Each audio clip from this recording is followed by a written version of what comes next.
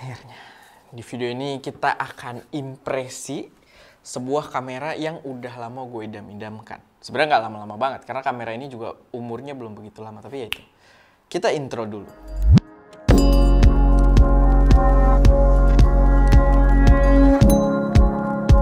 Halo semuanya, selamat datang di channel SM Media dengan gue Erwin. Dan pada video kali ini, kayak yang tadi udah gue bilang sebelum kita intro, kita akan memberikan sedikit impresi. Kita akan cicipin sebuah kamera flagship yang menurut gue udah cukup menggoda dari pertama diumumkannya secara global. Dan ini adalah kamera dari Canon dengan nama Canon EOS R3. Oke, ini masih di dalam plastik ya, karena di sini tidak ada boxnya, cuman biar tetap ada rasa-rasa unpacking dikit gitu kan. Jadi masih ada plastik, terus di sini biar kayak teasing gitu kan. Kalian masih menerka-nerka bentuknya seperti apa. Walaupun kalian udah tahu sih, karena kan udah banyak video online juga. Tapi ya kita coba aja sambil buka, seolah-olah beli gitu kan gue. Kita keluarin.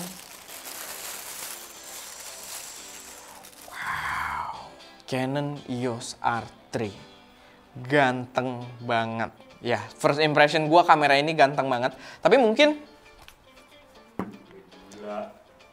diem dong Ska, santai.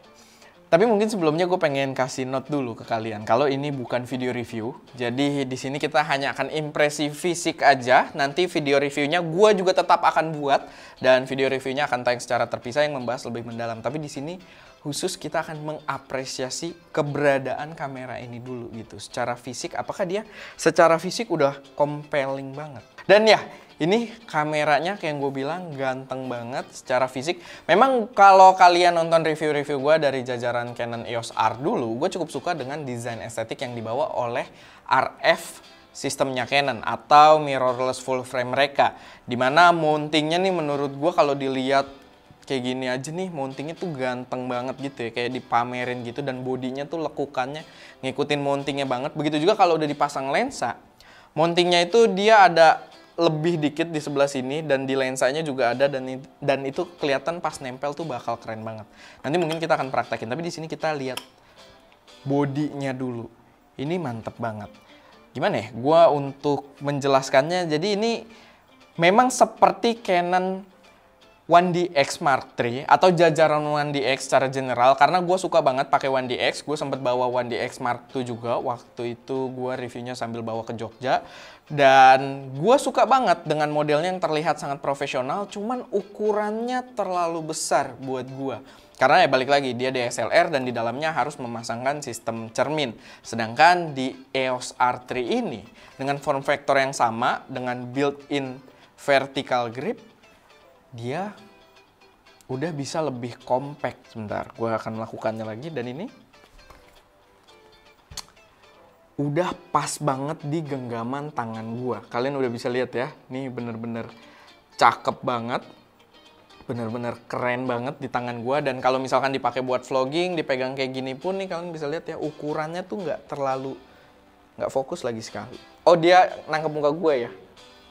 Nah, dipegangnya tuh asik banget, dan kalian lihat dari atas juga tuh ya. Maksudnya buat di grip tuh enak banget, dan kalian bisa lihat dia memang diselimuti oleh tekstur karet juga di setiap sisinya nih. Jadi nggak cuma kayak di grip sininya sama grip sini doang nih. Kalian lihat bodinya sampai sini-sini tekstur karet, tekstur yang buat ngegrip gitu. Dan ini semuanya bener-bener karet, bukan tekstur-tekstur doang, plastik yang dibentuk bertekstur. Enggak, ini semuanya bener-bener soft touch, kayak lapisan gitu. Jadi ya, gue cukup mengapresiasi itu. Dan kita lihat secara fisik dulu aja. Di sini teman-teman bisa lihat dia membawa kelebihan mirrorless Canon, udah vari angle gitu kan. Jadi dipakainya cukup enak untuk berbagai kebutuhan. Dan mungkin beberapa fotografer tidak terlalu menyukai vari angle, tapi gue pribadi sebagai workflow-nya itu produksi video, workflow-nya untuk YouTube, ya vari angle menurut gue itu salah satu mekanisme screen yang udah termasuk juara gitu untuk workflow gue. Nah, kita lihat tombol-tombolnya juga di sini ada banyak. Mungkin kita nggak explore satu persatu, maksudnya nggak akan gue jelaskan satu persatu, karena kalian sebenarnya udah bisa lihat ya dari icon-iconnya fungsinya itu apa aja. Dan di sini gue merasa EVF-nya sih apa ya? Nggak tahu kalian notice atau enggak dari gambar, dari apa yang terlihat di video yang kalian tonton sekarang, cuman EVF-nya ini kelihatan agak gede kalau gue lihat. Karena dia memang menyimpan satu teknologi baru di mana kita bisa atur titik fokusnya itu melalui mata kita, melalui kita ngelihat kemana dan titik fokusnya dia akan pindah sesuai dengan kita ngelihat kemana. Itu menarik banget dan mungkin itu yang menyebabkan EVF-nya ini juga kelihatan agak gede. Nah, kayak gini kelihatan banget nih. EVF-nya tuh kayak agak apa ya, bumpnya tuh agak jauh gitu ya, agak radikal. Tapi ya nggak tahu, kita lihat nanti. Dan kita lihat secara fisik dia menggunakan, dia menggunakan 2 memori, dimana salah satunya masih SD card juga, jadi cukup friendly kalau teman-teman biasa menggunakan SD card juga dalam produksinya. Lalu yang ininya gue nggak tahu dia CF Express atau apa ya, gue lupa baca gitu, tapi nanti dikasih info gitu kan sama si Eko. Tapi ya itu. Lalu untuk input output di sini sebenarnya dari pintu aja kita bisa lihat ya. Fungsinya nih ada mikrofon, headphone output, jadi kita bisa sambil monitoring juga, cukup proper berarti untuk produksi video. Ada USB, HDMI, lalu ini kayaknya untuk penggunaan flash, sama ini biasanya buat koneksi. Nah, kabelan gitu ya. Ini biasanya untuk kebutuhan jurnalistik dan memang karena kamera ini sebenarnya ditujukan ya seperti 1DX gitu untuk para sport photographer, untuk event-event olahraga yang biasanya butuh stream konten cepet gitu. Yang biasanya mereka motret dan langsung datanya terkoneksi ke pusat mereka gitu, pusat entah mobil van-nya lah, entah kantor broadcastingnya dan lain sebagainya. Dalamnya seperti apa? Ini juga pintunya udah karet ya, dan kalian bisa lihat di pinggirannya udah ada ceiling karet. Dan as expected juga untuk harga kamera segini udah pasti dia weather shield. HDMI-nya dia masih micro HDMI, jadi nggak yang profesional videografi kamera banget gitu ya, nggak mini HDMI ataupun full size, tapi nggak masalah karena concern kamera ini memang sebenarnya lebih ke fotografer, gue merasanya gitu, lebih ke fotosentric. Sekarang kita coba untuk pasangkan baterainya. Dia style baterainya juga udah mirip 1DX, cuman gue nggak tahu apakah dia menggunakan baterai yang sama dengan 1DX atau enggak.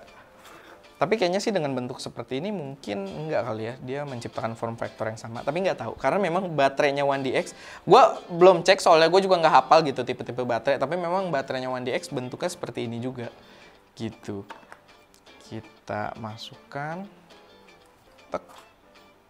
Nah, layar ini langsung memberikan informasi ya, begitu ada baterai. Memang fungsinya nih, biasanya kamera yang ada layar di atasnya itu udah always on display, dan itu membuatnya cukup keren nih, kayak Canon EOS R5 juga kalau dilihat dari atas ya. Jadi ya gue merasa cukup familiar juga. Lalu kita coba untuk nyalain. Oh ini dia, sorry, ini di posisi nyala ternyata. Coba kalau kita off. Nah, kalau kita off dia sebenarnya masih memberikan sedikit informasi, tapi di sini karena tidak ada memori yang kecolok juga, tidak ada informasi apa-apa untuk ditampilkan, dia cuma nampilin modenya aja. Nah itu dia, kita atur tanggalannya dulu, tanggalan ntar aja kali ya. Kita atur belakangan, atau biasanya kalau koneksi sama HP dia akan ngatur sendiri. Sekarang kita lihat ini di mode foto, ini kalau ke mode video. Nah, di mode foto kita lihat pengaturan drive-nya dia ada di atas sini, dan kita bisa ngatur untuk mode fotonya ada single shooting, high speed continuous, lalu ini high speed continuous plus, high speed continuous, low speed, dan ya timer gitu kan. Kita tapi pakai high speed continuous dulu. Image type size kita kalau moto nanti large plus RAW. Kita mau pakai RAW-nya juga. Lalu mungkin kita coba pasangkan lensa biar lebih gampang gitu kan mempraktekannya di sini. Di sini ada lensa 100 sampai 400. Lensa yang mungkin cukup cocok juga dipasangkan untuk kamera-kamera seperti ini karena dia tujuannya untuk sport fotografi juga mostly. Lensanya panjang sekali ya, tapi nggak apa-apa untuk praktik kita di sini. Teman, tapi ini bukan lensa red ringnya, jadi ya udah nggak apa-apa buat praktek gitu kan. Oke. High speed continuous plus, kayaknya dia auto pakai electronic shutter ya. Dan di sini gue bisa lihat sih, dia di sini ada IS yang gue yakin itu adalah electronic shutter, dan dia layarnya ngedim gitu. Itu pasti bisa diatur sih, maksudnya cuman di sini agak terasa high tech ya. Defaultnya layarnya ngedim gitu dalam waktu yang cukup cepat. Kita coba. Oke, memang terasa itu suaranya dari speaker ya, karena kameranya juga tidak ada getaran sama sekali. Jadi udah pasti electronic shutter. Silent shutter function, oh nih shutter mode. Dan kalian bisa lihat gue mengoperasikan semuanya tuh touchscreen ya. Nih di sini udah biar kelihatan, tadi fokusnya salah lagi. Oke, mechanical, dan kita akan cobain. Nah, baru ini suaranya dia. Nggak terlalu gagah juga sih ya, kayaknya lebih memuaskan. Walaupun ini physical, kita bisa merasakan gerakan shutternya. Getar juga gitu, ada bug. Tapi kayaknya memang lebih menggoda electronic shutternya. Sekarang kita lihat videonya sedikit. Nanti yang balik lagi di reviewnya baru bakal cukup komplit ya. Di sini kita lihat cepet aja. Gue juga nggak tampilin beberapa file-file contoh foto di sini karena belum ada memorinya juga di sini. Oke, ini pilihan di mode videonya 4K DCI, 4K UHD, dan Full HD. Informasi yang gue dapat sih memang kamera yang gue pegang ini adalah early pre-production sample. Jadi ini bener-bener yang masih jauh dari unit yang bakal dijual gitu. Jadi nanti untuk reviewnya kita akan menggunakan unit yang berbeda. Untuk reviewnya kita akan menggunakan unit yang lebih mantep, bukan yang unit ini. Mungkin ya di sini belum diaktifin untuk fitur si resolusi 6K-nya. 6K atau 5,7K gitu. Gue jadi agak-agak lupa ya. Nah, sekarang kita ke mode foto. Terakhir mungkin gue akan jelaskan nanti di review, tapi gue pengen nyobain EVF-nya. Gila, EVF-nya kok rasanya gede banget ya. Oke, jadi auto 1 ini kayaknya kalau kita tutup baru dia nongol. Bener. Dan di sini diopternya parah. Jadi gue harus ubah dulu biar sesuai sama gue. Nah, ya ini baru bener.